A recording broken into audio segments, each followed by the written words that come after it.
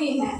कोई भी चीज एकदम एग्जैक्ट बराबर है, लेकिन इसमें उसके 2 टुकड़े हुए और इसमें इसके 3 टुकड़े हुए। तो जिस चीज में 3 टुकड़े होंगे वो टुकड़ा छोटा हो जाएगा और 2 ही टुकड़े हुए हैं तो वो थोड़ा बड़ा रहेगा, है ना। तो हम इस बड़े वाले भाग को छोटे वाले भाग में कैसे जोड़ते हैं? इसको हम 1 और 1 2 थोड़ी ना कर सकते हैं, क्योंकि वो छोटा है वो बड़ा। अगर आपके पास आधी पेंसिल है और एक खड़ी पेंसिल है तो आप उसको 2 पेंसिल नहीं ना कहोगे, वो कहोगे कि एक आधी है और एक पूरी है। तो उसी तरीके से ये छोटा है ये बड़ा एक साथ जोड़ा ही नहीं जा सकता।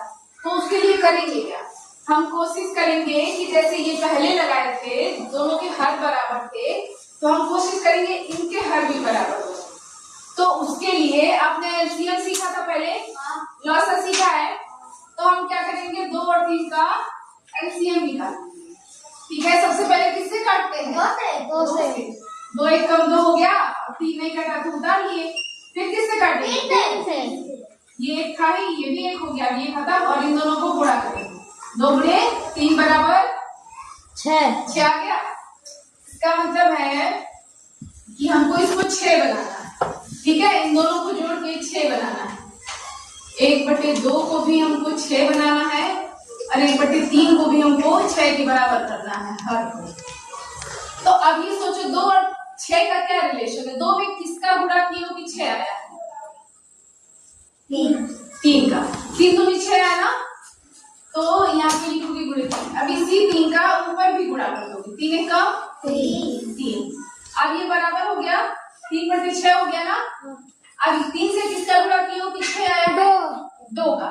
यानी कि 2 का गुणा करोगे ये 6 आएगा, तो 2 का ही ऊपर भी गुणा करोगे तो 2 1 कम 2 ये हो गया।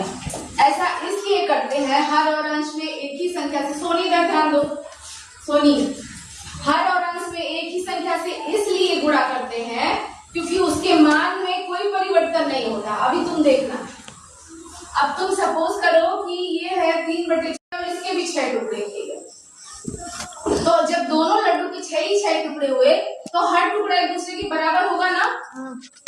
तो अब इसको जोड़ा जा सकता है कि नहीं? अब आसानी से जोड़ा जा सकता है। तो हमको ये वाली संख्या चाहिए और ये वाली संख्या चाहिए इसको जोड़ने के लिए। तो हम इसके आगे लिखेंगे ये 3/6 प्लस 2/6 और फिर अब हम क्या लाएंगे आंसर? बता लोगे ना? क्या आएगा आंसर बताओ भैया? 5/6। नीचे 6 हो जाएगा और ऊपर 5, यानी कि क्या आएगा आंसर? 5/6। 5/6 है ना आसान? ओके, तो समझ गए।